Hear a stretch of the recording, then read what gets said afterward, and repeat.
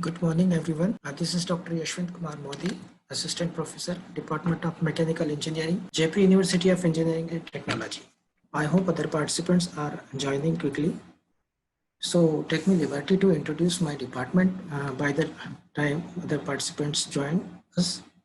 So, Jaipur University of Engineering and Technology is the first private university of the state of Madhya Pradesh, and it is situated amid the major cities like Indore, Bhopal, Gwalior, and Kota, and near to Guna on Agra-Bombay Highway. This university has been approved by University of Grant Commission under Section 2F of UGC Act 1956. And the university has also been accredited with grade A by the National Assessment and Accredited Council of India. The Department of Mechanical Engineering at JUET has established in 2008, and almost all the faculty members, most of the 50% faculty members, most of the faculty members, I can say that they are PhD holders, and remaining are pursuing their PhD. Okay, and the department has a wide range of laboratories available with us, and two state-of-the-art laboratory facilities. That is a 3D printing laboratory and computer integrated manufacturing labs are the, I can say proudly that they are the very rare in other institutions of our country. 3D printing technology, as you must be aware about, that this is going to change the manufacturing scenario in days to come. Actually, 3D printing technology has got a very good design flexibility. We can say that it has got infinite design flexibility. Whatever is in our mind, what is in a, we can think that can be fabricated using 3D printing technology. Earlier with the subtractive manufacturing technology, we have many types of constraints, like we have to check whether this particular feature can be replicated or not. So that problems are not with the 3D printing technology. And with this 3D printing technology, I can tell you that the era of mass customization is going to come back. Means what we mean when we call mass customization is this getting the items as per the customer's requirement. So the days are not away when we will be able to design our own components. Like you can design your frame of specs, or you can design your own bike or car, and then that can be fabricated using the 3D printing facilities available with the companies. Okay, so companies will also be able to produce personalized products using 3D printing technology. So we do have these two machines with our department. One is EOSP 395, that is selective laser sintering machine imported from Germany, and another is Z Printer 450 that is imported from USA and has the capability to print the full color components. Okay, so our students, when our students get these facilities, exposure to these facilities, they feel very confident while go out of the college and face the challenges in the industry. Okay, and another facility we have is computer integrated manufacturing. That is actually a flexible manufacturing system consisting of CNC lathe, CNC milling, robot, automated storage and retrieval system, etc. And all these machines are connected with the help of the automated guided vehicle. So we try to we try to train our students on these state-of-the-art facilities so that they feel very, very confident, and they can know that how automation take place in industries. Okay, so we do also have very good alumni network with us. Many of our alumni are working with a reputed organization across the world. Okay, and so with this, this was the brief introduction of the university and the department. So dear friends, when it comes to choosing any branch of engineering at the time of admission, then a natural question comes to our mind that what is the opportunity and future prospects in this particular branch, isn't it? If someone has passed the 12th examination and he is just planning to do engineering, then many questions are before him, that what branch he should go for, he should take admission in, etc., etc. Okay, so in my opinion, the engineering, we will be talking mechanical engineering today. So you must be aware that mechanical engineering is called as an evergreen branch, isn't it? So what we mean when we call evergreen branch? Evergreen means the mechanical engineers are least affected um, due to the economic ups and downs of the market. Okay, and mechanical engineers have the very uh, better prospects in almost all part of the society, means almost every manufacturing or every every sector, industrial sector. So that's why it is called evergreen branch. But what we have been witnessing since the last few years, that the popularity of engineering in general as well as popularity of mechanical engineering in particular is going down. But what I personally feel is that uh, there is no problem with the engineering.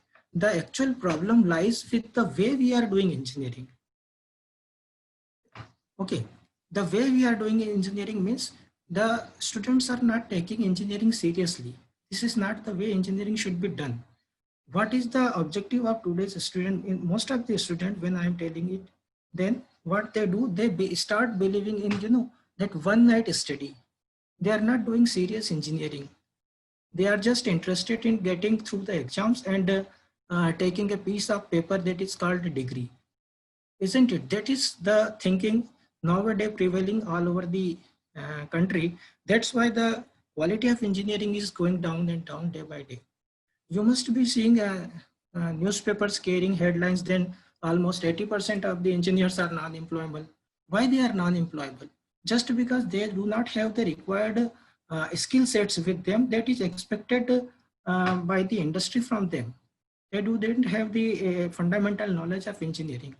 So I personally believe that if anyone is very serious towards engineering and taking or gaining the acquiring theoretical as well as practical knowledge in the college itself, then there is nothing that can stop him from getting a good job. So we have planned our today's session in such a way so that our expert speakers will be letting you know how you should study properly and how you can get a good job after pursuing BTech in mechanical engineering department. Okay, so I won't be taking up much of your time, and I should move to next section. Dear friends, today we have with us Mr. Ravi Godavarkar, Senior Analyst, Global Logistic, Corsair Memory, United States of America. And another speaker we have with us is Mr. Uday Mehrotra, Category Associate, Unacademy.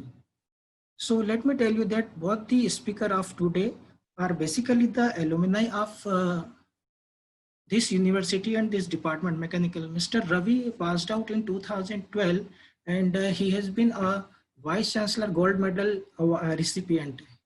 And Mr. Uday was also very brilliant student, and he passed out in 2016.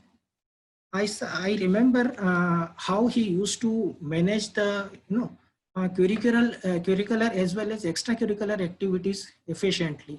So I would like to welcome both the speakers. And now I would like to hand over the charge to Mr. Ravi. Over to you, Ravi. Okay. Thank you, Modi sir, for that kind introduction. It's been a while since I graduated from college, and I haven't had a chance to speak with Uday yet, so we'll catch up for sure. I have a few slides to share. So what I'll do is I'll take you through my journey I'll go over some opportunities which we see in mechanical engineering and in allied branches. So people have a students especially who haven't joined mechanical engineering yet, they have a perspective in mind. So I want to change that perspective a bit. And then in the last section, we'll talk about the lessons that I learned in these 8 to 10 years of my journey. Okay, let me quickly start sharing my screen. Okay. Is the screen visible to everyone? I believe. Yes, it's visible. Okay. Okay, so like I said, I'll just quickly go over my journey. Then we'll talk about some opportunities in mechanical engineering, opportunities in industrial engineering, which is an allied branch of mechanical engineering. Then we'll talk about supply chain, which is the buzzword in today's industry. Very few people know that mechanical engineers and industrial engineers contribute very heavily to supply chain. We'll talk about our role in supply chain. And then we'll talk about some of the lessons that I learned in these 8 to 10 years, right? So I started my bachelor's in mechanical engineering in 2008. To be honest, I really liked what I studied, but based on my internships, I always imagined a mechanical engineer in a power plant or in a production facility in really hot and humid conditions. Right. So of all the opportunities I had at the end of my BTech, I decided to go with Accenture as an IT analyst. Right. So that's in 2012. The location they gave, Mumbai, played a very big role in my choosing the job.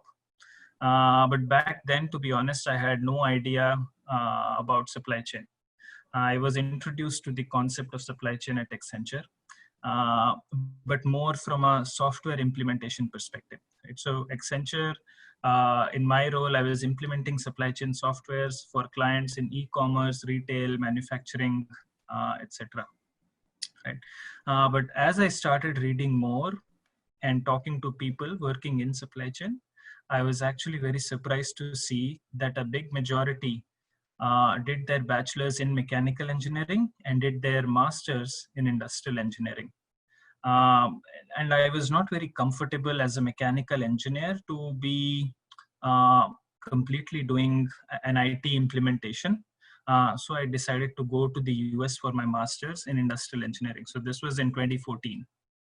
Right. So during my master's, I did a few internships, and then I joined this company called SanDisk. Back then in 2016, they had a very good rotations program where they would let you rotate in 3 different departments, and then you get to choose final department. Right. And SanDisk makes semiconductor-based storage products like the pen drives, SD cards, micro SD cards that you use in phone. So after going through all these different rotations, I decided that transportation planning, logistics, and optimization, I liked that the most. So I stayed in that role till 2020. And recently, I got an opportunity with another company called Corsair Memory. They make computer peripherals and components. So basically everything that goes into assembling a computer. Okay. So let's move on to opportunities within mechanical engineering, right? So broadly, if you see within mechanical engineering, we can classify it, or we can look at the subdisciplines as thermal and fluid sciences. Within thermal and fluid sciences, we see the 3 further subdisciplines as thermodynamics, fluid mechanics, and then heat and energy transfer, right? The opportunities within this subdiscipline it's really vast, the set of opportunities. So you can go into power plants. Power plants can be either coal-fired, hydropower, solar, etc. India is like the booming hub of solar and other renewable energy these days, and that has a really bright future. So generally mechanical engineers, they either design systems and components, or they look at upgrading the different systems and tooling within the plant. Then mechanical engineers are in maintenance. They troubleshoot and collect data, recommend repairs for the different systems, or they are in operations, right? So they look at, say, uh, designs from our suppliers. They look at the bids and contracts that we get from our suppliers for all the different parts and components, things of that sort.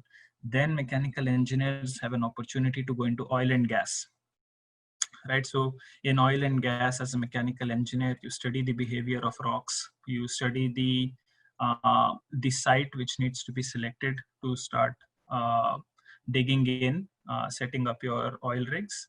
Then you actually work on assembling the oil drill. You decide how much oil can be extracted from the rocks, etc. And as you move up the ladder in your career, you then get into evaluation of petroleum projects, and that's the path you take in oil and gas, right? Uh, then you have design engineering. Now within design, mechanical engineers work on designing products like automobiles. So the picture you see on screen, that's actually a Tesla vehicle, the latest model. You design cars, you design iPhones, basically designing any product, right? So that's the first part you see related to the first subdiscipline, solid mechanics. And then you have a further second subdiscipline called control systems, right? In control systems, we talk about maybe mechatronics. So you talk about designing, testing, manufacturing smart machines like robots, developing systems which enhance human and machine interaction, and they assist in futuristic technology. Like we have robots working in the medical industry. So for all of these design engineering related fields, mechanical engineers need to be really proficient in CAD related software like SolidWorks, Pro-E, things of that nature. Right. And the next subspecialization within mechanical engineering is manufacturing science. So within manufacturing science, you have you can either work on advanced manufacturing technology, where you learn about the traditional or the conventional manufacturing techniques, and then you learn about the latest cutting edge technology within manufacturing. Right? And the other subdiscipline is material science. So material science is nothing but the study of characteristics of the existing materials that we have today, and how do you develop and test new materials, right? To make products in future. The picture on top you see on top of manufacturing sciences, that's of a silicon wafer which is used to develop memory chips which go into all the pen drives and SD micro SD cards that you see or that you have today in your phones, etc.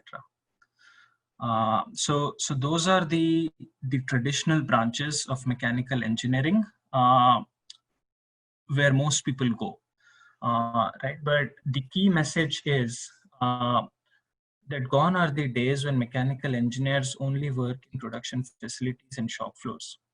Every engineer in today's day and life, they need to learn about machine learning, data science, etc., and apply it in their profession. In future, every engineer, be it mechanical or otherwise, will need to learn how to code, even in core fields of mechanical engineering. Okay.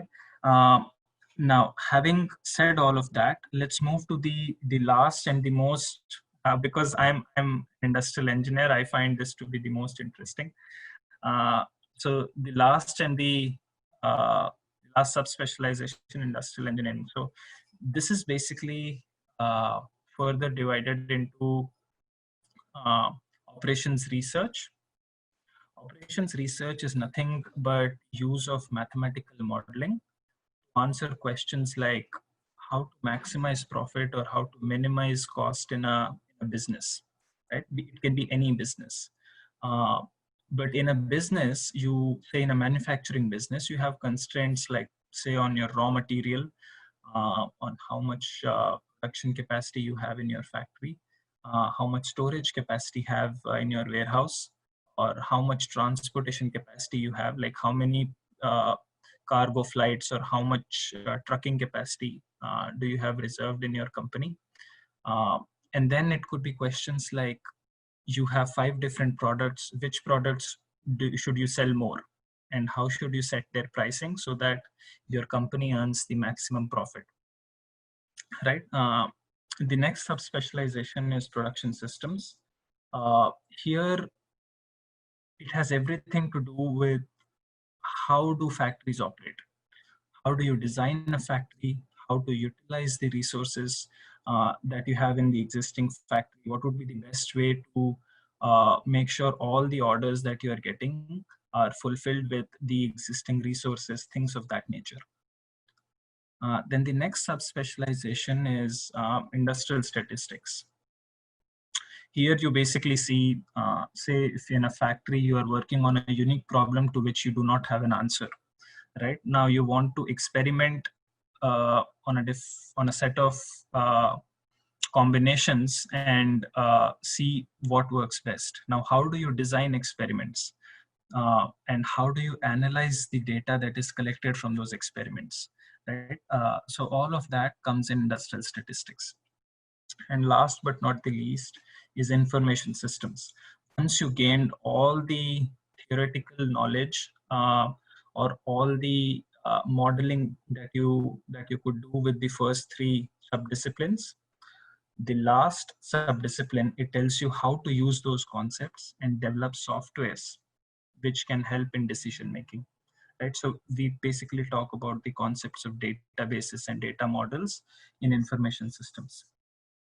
So let's look at the different opportunities or the different areas in the industry where mechanical engineers or industrial engineers actually get to work. So the first is financial institutions, right? So had we had some good industrial engineers or statisticians in a bank like Yes Bank, right, we wouldn't have seen the situation that we did. So the skills that you need to enter into financial institutions as an industrial engineer or a mechanical engineer is really sound understanding of mathematics and computer programming.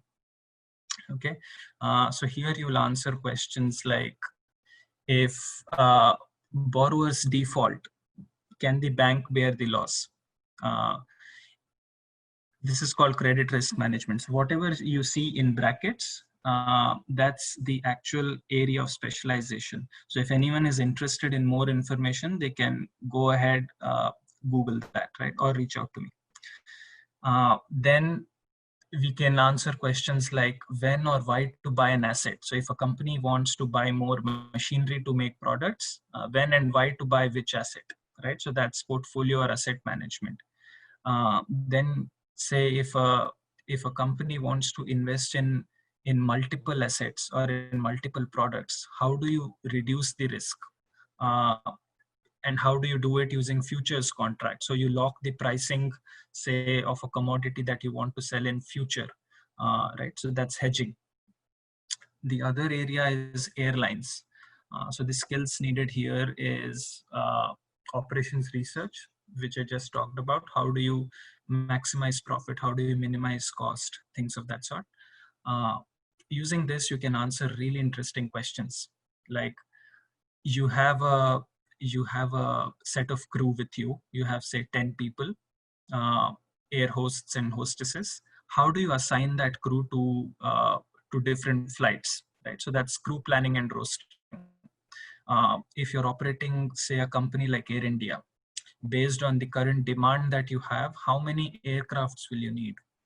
And say you have multiple classes. You have, say, a business class, you have an economy class. In between the two, you will have something like a premium economy. How do you allocate seats for each of these fare classes to make sure you optimize revenue, even in a situation like COVID, right, where the demand is very different from the regular demand? So those are the questions you answer in an airline industry as a mechanical engineer. Then the next set of opportunities are presented in manufacturing planning. So here, your knowledge of production systems will be really helpful. You'll answer questions like, how much money do you invest in buying new production equipment, right? So you already know, based on the global trends, what kind of demand will you be satisfying, or what kind of products have demand in the next 3 to 5 years. So based on that, you want to buy equipment. How do you allocate the material, raw material, and the, say, the machinery that you have in your factory to meet the current set of orders, right? How do you prioritize tasks, say, which are assigned to one given machine in your factory? So these are the questions that you answer in manufacturing planning. The key word here is planning. So you don't actually manufacture, but you plan to manufacture, right? So that needs a lot of mathematical modeling, and also really good understanding of softwares, because when you plan at a very big scale, and it's very hard to do it uh, with like core spreadsheets or just the regular tools that we learn theoretically in our classes. Okay, and the last, I would say, avenue is what you will see a lot of people enter in today's days and times, which is advisory and consulting. So the skills needed here are your understanding of information systems, say database management systems, and some project management and soft skills. So you'll face questions like, if you go to a client, they'll ask you, what are the industry best practices that will fit our needs, right? So what are other competitors doing within the industry which we can adopt? So that's more like strategy consulting. Then they'll ask you questions like, if you have 5 different software solutions available, which software will fit our budget and needs? So that's pre-sales, right? And once they choose a software, they'll say, this is a software which you have in the market, but we want some changes to it. We want to customize it.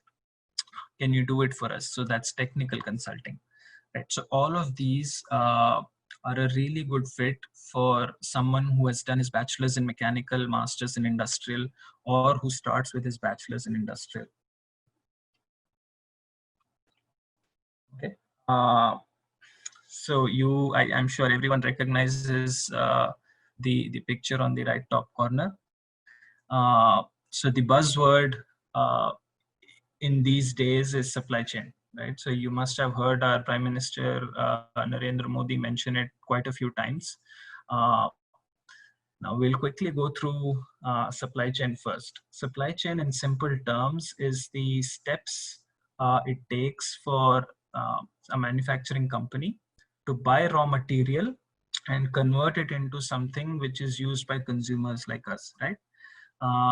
So the key thing to note here is the picture on top, it moves from left to right. That's how products are made. You buy raw material, you transport it to your factory, then you transport the finished product to the warehouse, and then the last one is the consumer, right? That's us. The key thing here to note is the arrow on top, which is going from right to left, right? So before we actually start making the product, information needs to flow from the consumer to us, right? So let's take Zara as an example. I'm sure everyone knows Zara as a brand, right? Clothing brand. So what happens with Zara is design and marketing teams, they first look at the global trends, right? And they come up with some clothing designs. These guys could be anywhere in the world. Now these designs are sent to the factories across the world. Factories purchase fabric, other raw material, and they send them to manufacture, right? Manufacturing facilities make all the clothes and they ship to their headquarters in Spain. So that's the key point. So they have one single headquarters in Spain where all the clothing is shipped. Now each country where you actually can buy Zara's clothes, the regional sales there, they tells the headquarters what clothes do they need, in what quantity, and in which particular store. then we, the consumers, go to the stores and purchase those products, right? So you see the cycle here, it follows the exact same pattern that we have on screen. So that's supply chain in a nutshell, right? And industrial engineers, mechanical engineers, they're already playing a really big role in supply chains today. And in future, with manufacturing picking up in India, and especially with our government's emphasis on local manufacturing, local supply chains, we'll have a really, really big role to play in supply chain. So let's quickly look at the role of industrial engineers in supply chain. So like I said, let's start from the right. That's where the information starts flowing from. And that's where industrial engineers should focus, right, on planning. So we first look at demand planning. So demand planning is basically looking at the global trends, right? So we just want to understand what's in trend in the market. How much of what product should we sell and when, right? At what price do we sell? What if we are not able to sell that much product now, say because of COVID, right? The demand has gone haywire. How much do we sell more later to make sure that our companies meet our revenue target? So with this, finally you are able to come up with an estimate how much product are we going to sell. Then the next is inventory optimization, right? So here you want to see what can you do in your warehouse to save some money, right? So what, how much, and when uh, do we order product like from our suppliers, right? So we want to purchase raw material from our suppliers, but we want to first make sure we look at what is in our warehouse, right? So should we order, or can we just transfer something from other warehouses, right? So do we really need to spend money on buying new raw material, or do we just transfer? Then the next is supply planning, right? Here we want to make sure we have enough raw material, enough machinery. If we don't, then we want to make sure we are ordering, or we are satisfying the correct orders, to make sure we make the most money. And the last is transportation. You have multiple modes, right? So we transport through ocean, we transport through air, uh, but air is obviously more expensive, especially in times like COVID. So how do you choose your mode of transportation? And how do you know how many warehouses do you need to have in the world globally to make sure you satisfy all your customers, right? So these are some of the questions which industrial engineers answer, which I have been trying to answer in my companies for the past 5 years now. So any questions on these, you can definitely reach out to me. So before I hand over the platform to Uday, let me just take you through the lessons that I learned in the past 8 to 10 years. I would say the most important are soft skills.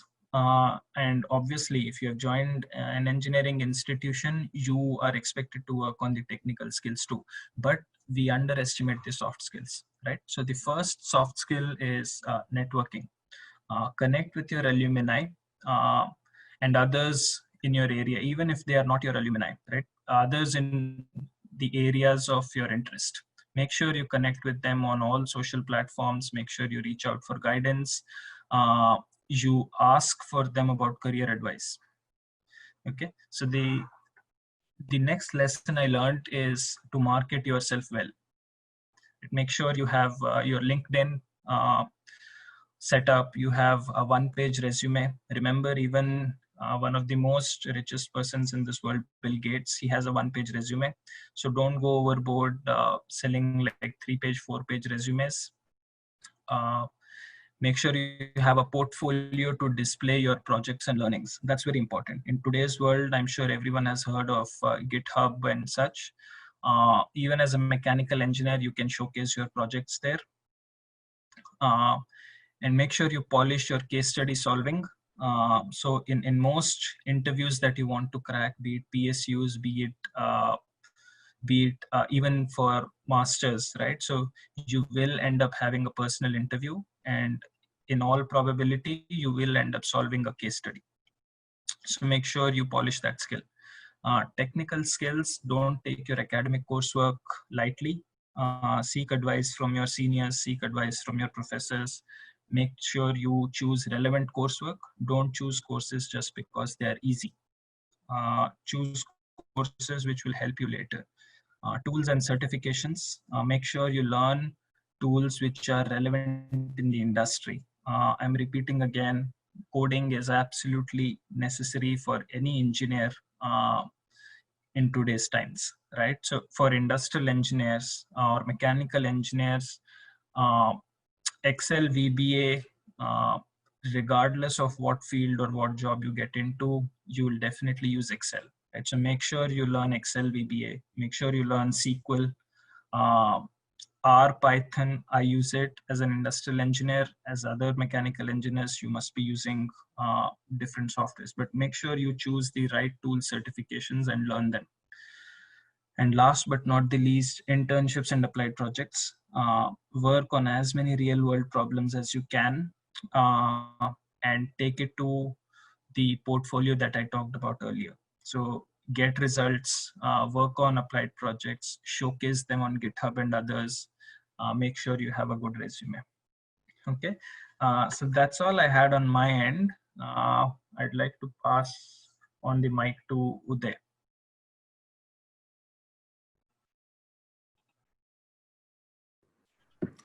Thank you so much, Ravi sir. So should I start, Modi sir? Okay. So your mic is not on. Okay, sorry. I just welcome Uday to take the session forward. Yes, over to you, Uday. Thank you so much, sir. So first of all, I would like to give you a brief introduction about myself. How my name you already know, Uday Mehrotra. And I joined JUET Mechanical Engineering BTech course in 2012. I passed on the course in 2016. During the entire BTech course, I was very much interested in, definitely about the course also, but I was also more interested about other activities which are going on, especially the ones which are very, latest technology of mechanical engineering. I was more interested to that. I was interested about automobiles, how they work, how they function.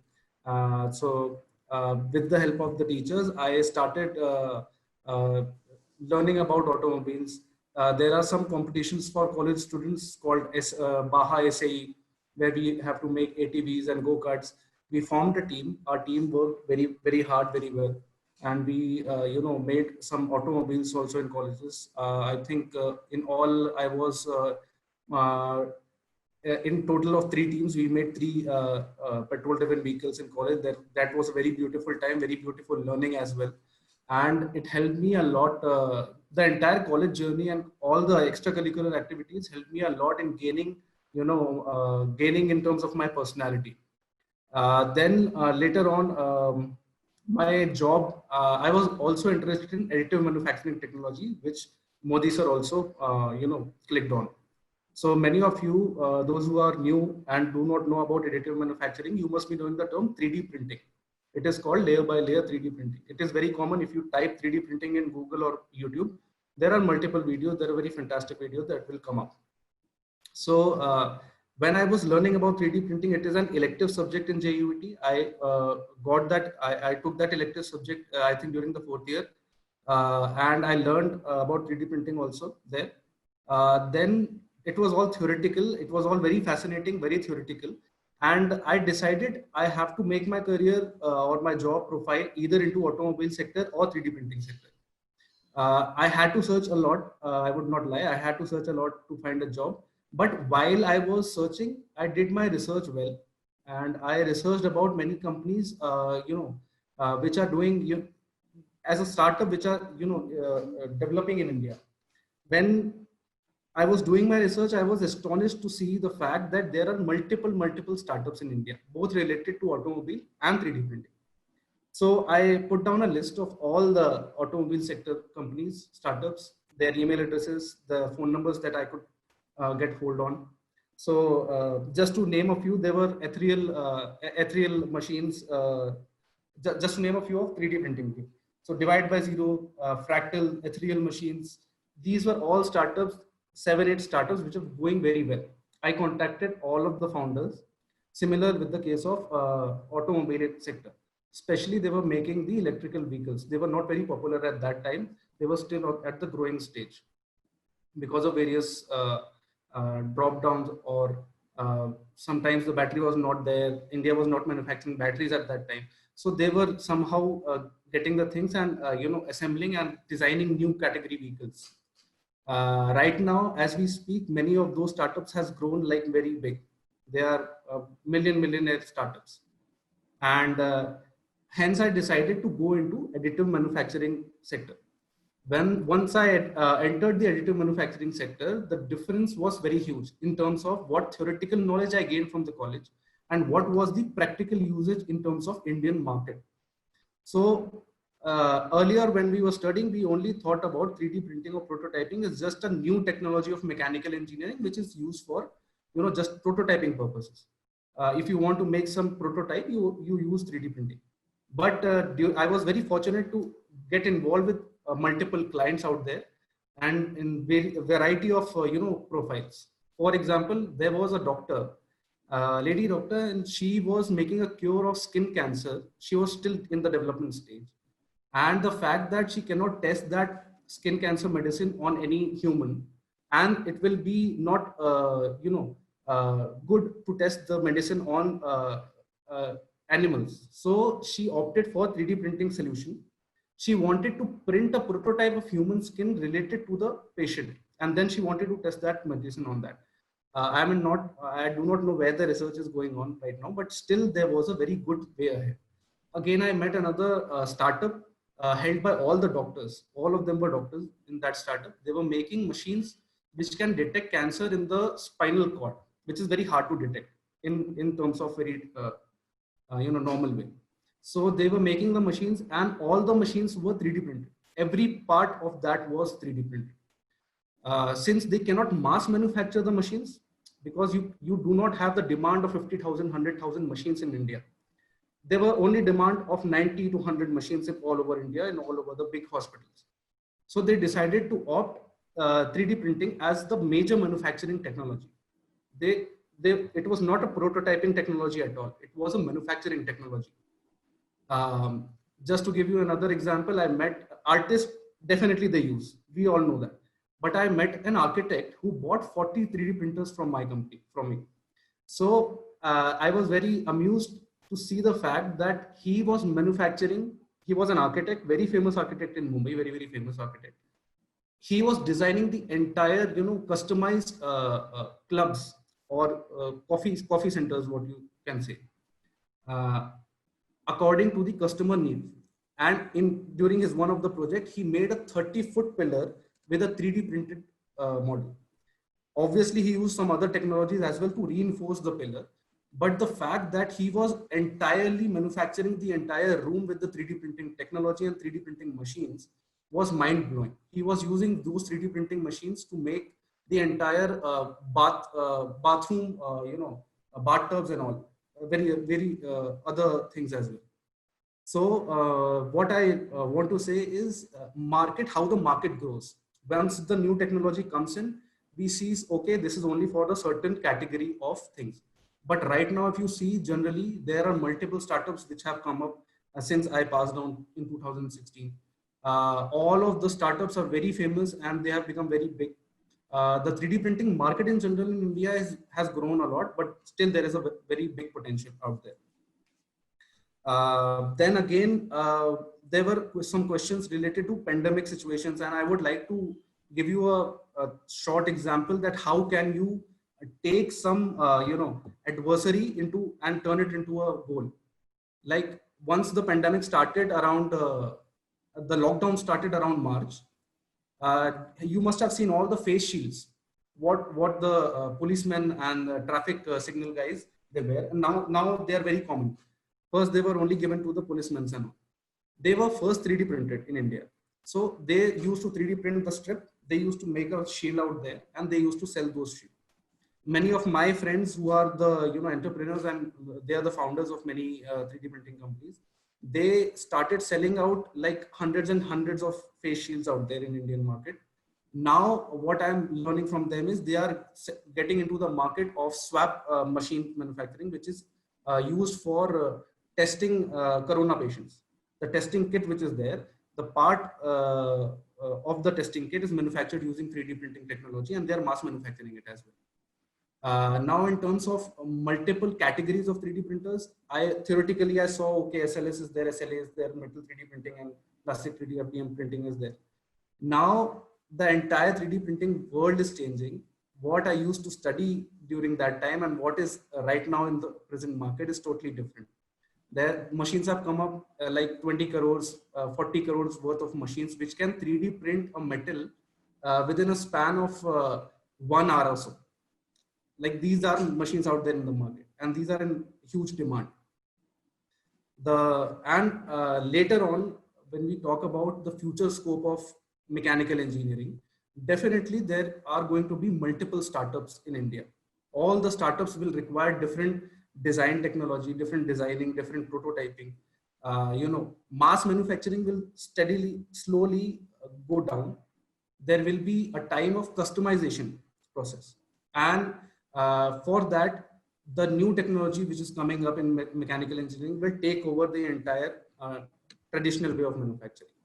So, as Modi sir said, that why is it an evergreen branch is whatsoever the market is, there will be a technology related to mechanical engineering which will overcome the old technology. That is why it is an evergreen branch. Now, this was about the job profile which I was doing earlier related to 3D printing. Currently, as Modi sir mentioned, that I am in Unacademy, which is an online learning platform. Again, in terms of COVID situation, my company Unacademy has grown approximately 350 to 400%.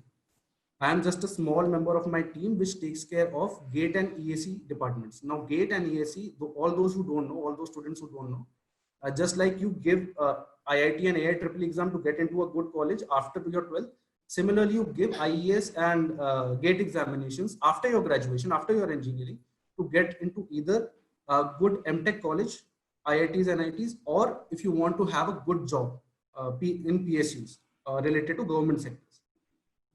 If you want to do either of the two, you have to give GATE and IES category examinations. Now my team is handling GATE and EAC examinations, and we currently are associated with one of the legends, all the legends in all the branches of India. For example, in mechanical, we are associated with Praveen Kulkarni sir. He is the god of mechanical engineering. Students call him that. For electrical, we have Kaiser Rafiz sir. For civil, we have Jaspal sir, all in our team. Saurabh Pandey sir is there. So my entire team works together, and we guide the engineers. It might be second year, third year, or fourth year students, or a dropout student, but we guide them how to crack GATE, how to crack the IES, what is the importance of IES, and what is the importance of GATE. If any of the students have a particular question about that, I would like to answer that in particular. But in general, I would say, if you want to get into a good college, or if you want to know more, you want to grow your understanding better, try to have your own research done. You sit in your home and you have your laptop, you have the internet connection, research more and more about what you want to do. Talk to your people, talk to your cousins, might be your first cousin, might be other members of your school, your seniors, and try to understand the market. Why I am saying market is the driving force of engineering field. If the market is not there, engineering field doesn't work. Engineers always work based on the market scenario. Try to understand what is going on right now. I can see there are questions like data science and AI technology and all. So try to understand why is it better, how it can be more efficient in your skills. Try to develop your skills. I think Ravi sir also mentioned there. So try to develop your skill while you are going through the college, and after you go through the college, try to develop your personality as a whole. So any questions? If you have any questions, or Modi sir, if you have any questions, I would be willing to answer them. Yes, Uday, I have good number of queries. Am I audible? Yes, sir. Yes.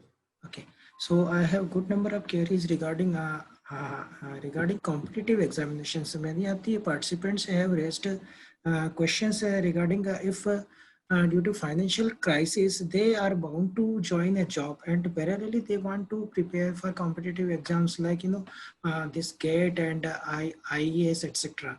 So please provide some tips to them so that they can effectively Uh, prepare for this. Yes, sir. While we were, passing out of the college, this was the major challenge that we faced. I also went to study for IES and GATE categories.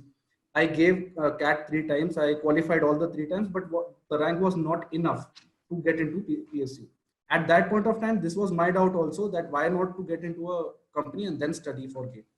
Modi sir, right now the scenario is after the pandemic has started, there are multiple companies which have opened their platform, live platform, and students are approaching that thing. And since you mentioned about the financial issues also, just to give you a brief, if you go to a traditional institute for cracking these kind of examinations, government examinations, versus if you go to a online platform, the kind of input that you get is 10 times more and the money that you pay is 5 times less.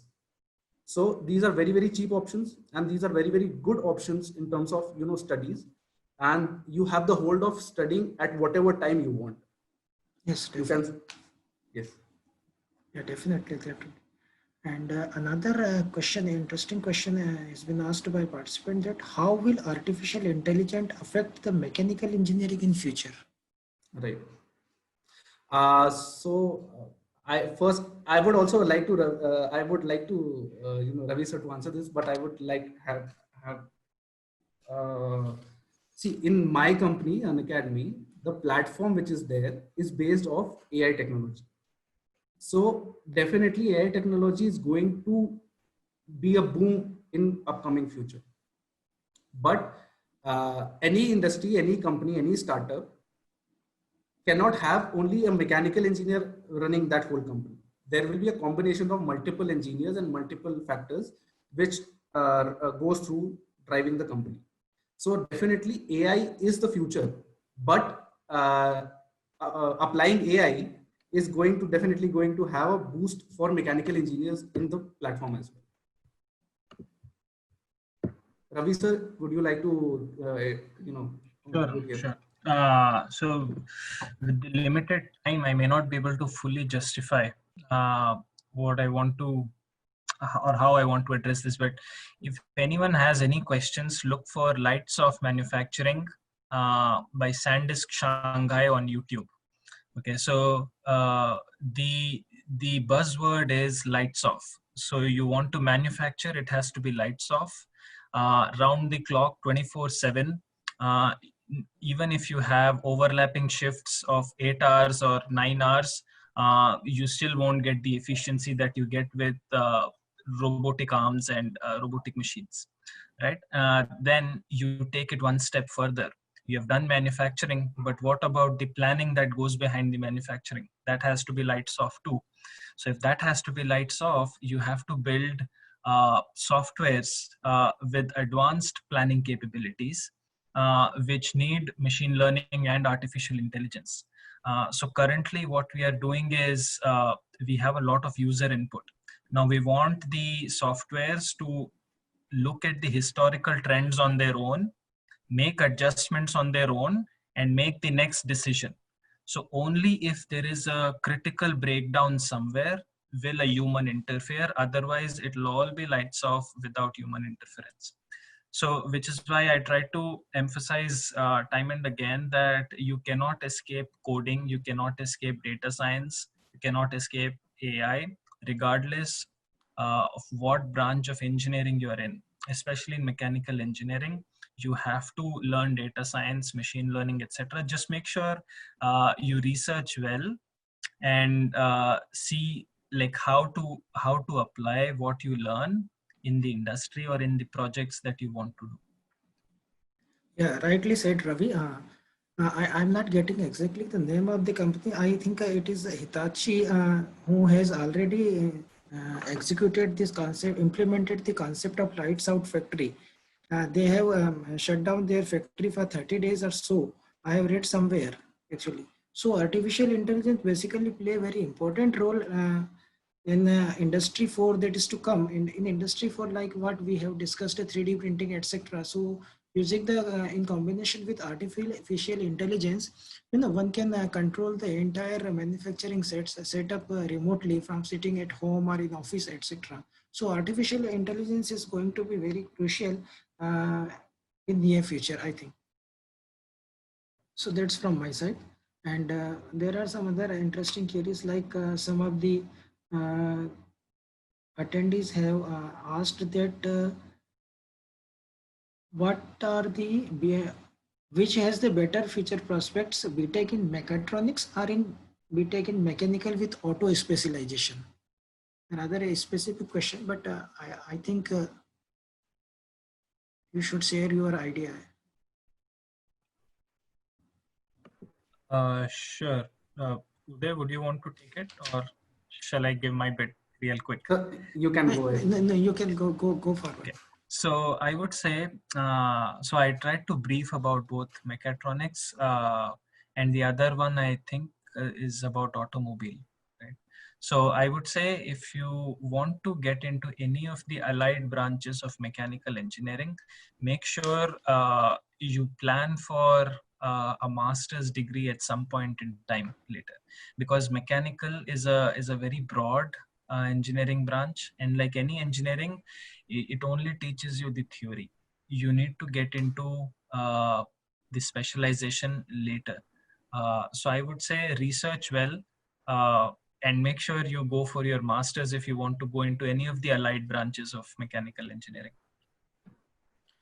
Another interesting question which has been raised by many participants is that under the pandemic situation, many freshers have lost their jobs and they are sitting idle at the home. So they are just asking them what should they should do so that they can get a good job again.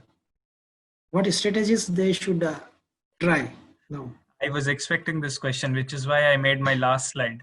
Lessons learned, right? So make sure you network well with your alumni.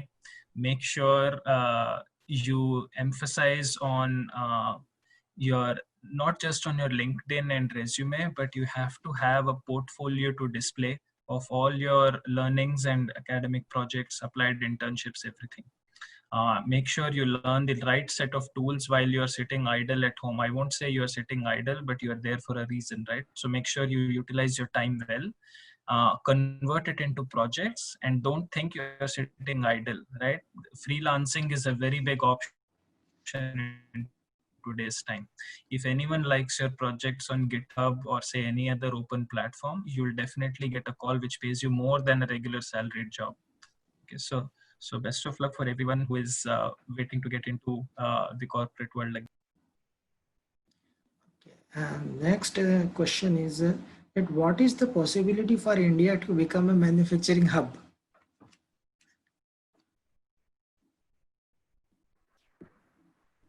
Sir, I can see a very good possibility here. India के अंदर there are multiple startups which are opening. Yes, India may related to very variety of fields. So again, I would say just an example कि जिन लोगों ने PPE suits बनाना नहीं देखा था, many of whom I know are making PPE suits in India. They have started manufacturing PPE suits.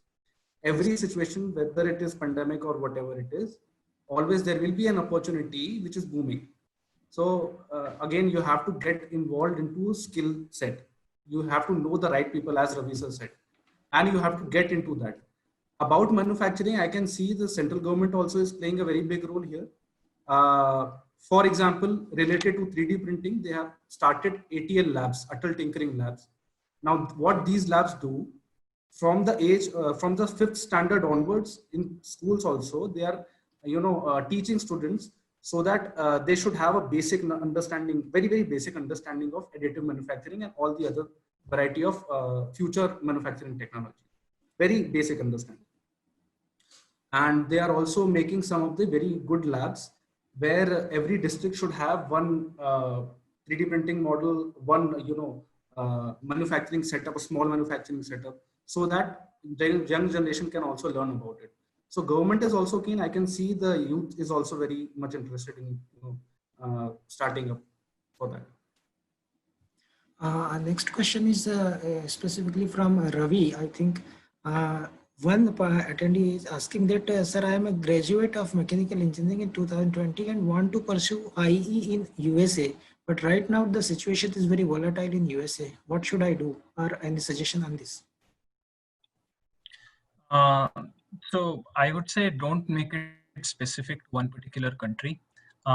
Because of the immigration issues in USA, you should explore other options. So there, if you are not interested in giving GATE, which is obviously tied up to India, you can look at opportunities in Canada or in Europe. But apart from choosing the country, you should make sure that you use this time well and build your profile instead of letting those gap years accumulate. If you don't want to get into the corporate industry, try to get into try to learn some courses, get some certifications. I'm sure Uday will help you understand how to partner with one of these platforms like Coursera or others and get some useful certifications. Make sure you get some applied projects under your belt, which will help you in your statement of purpose and other proofs which you submit at the time of your application. Okay, and I think we are running out of time, but before we close the session, I think this one more query we should take up. And Uday, I think you should throw some light on scope in MBA or MTech after pursuing BTech in mechanical engineering. What is the scope? Means for what one should go for, MBA or MTech after BTech in mechanical? Okay. Sir, I first यहाँ पे बच्चे का mindset is of great importance. Now, whether he wants to opt for a government job, whether he wants to opt for officer's profile, IES category, or he wants to pursue a private job. Yes. If he wants to pursue a government job, first of all, definitely mechanical engineering is the best branch, because in Indian government, whatever sector is there, railway or variety of sectors are there, the highest number of vacancies is always for mechanical. Now, if the person is keen to get into that, you should definitely opt for IES categories and other. Otherwise, even if you want to pursue a technical based job, either in PSUs, then also you can do MTech. But simply, if you want to go for a good management profile, then definitely MBA is the best option. No need to go for MSc or MTech profiles. So it's about the personal choice of the student, what he wants to pursue in that sector. It's not about how much money you will earn. Okay, so I think we have reached at the end of the session, and I would like to thank all the participants for joining us. I would also like to extend my heartfelt thanks to Ravi and Uday for sparing time and joining us today. I would also like to thank Mr. Gaganjit and team of WOW for providing all the supports in organizing this webinar in a successful manner. So I think these participants are giving very good feedback that they are quite satisfied. The webinar is quite satisfactory and quite informative, excellent. They are saying all these things. So I think we could address a majority of the queries of the attendees, and hope the webinar is very informative for all of us. I think should we close the session? Thank you so much. Thank you everyone. Thank you, sir. For joining us. Thank you. Thank you, Ravi. Thank you, Uday. Thank you, Gaganjit.